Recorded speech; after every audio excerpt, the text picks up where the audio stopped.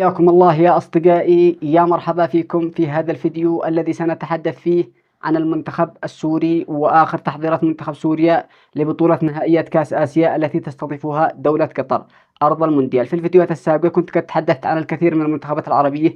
في هذا الفيديو سنتحدث عن المنتخب السوري بشكل مختصر وآخر تحضيرات المنتخب السوري لهذه البطولة. منتخب سوريا سيلعب مباراتين وديتين، مباراة لعبها اليوم أقيمت اليوم ضد منتخب قرقستان، لا أعرف عنها شيء. المباراة أقيمت وقت تسجيل هذا الفيديو. المباراة الثانية ستجمع منتخب سوريا بمنتخب ماليزيا، مباراة ودية يوم الاثنين القادم استعدادا وتحضيرا لهذه البطولة. أما عن مباراة منتخب سوريا في بطولة نهائيات كأس آسيا، فإن المنتخب السوري في المجموعة الثانية إلى جانب منتخب أوزباكستان ومنتخب أستراليا ومنتخب الهند. المباراة الأولى للمنتخب السوري في هذه البطولة ستكون أمام أوزباكستان يوم السبت القادم إن شاء الله، ليس هذا السبت الذي بعده إن شاء الله، بتاريخ 13 من هذا الشهر.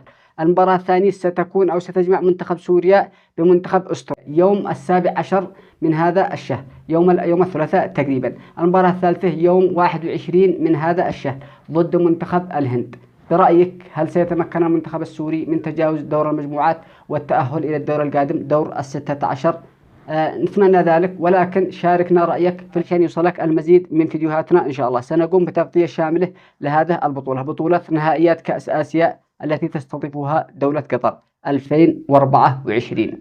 تحياتي لكم جميعا.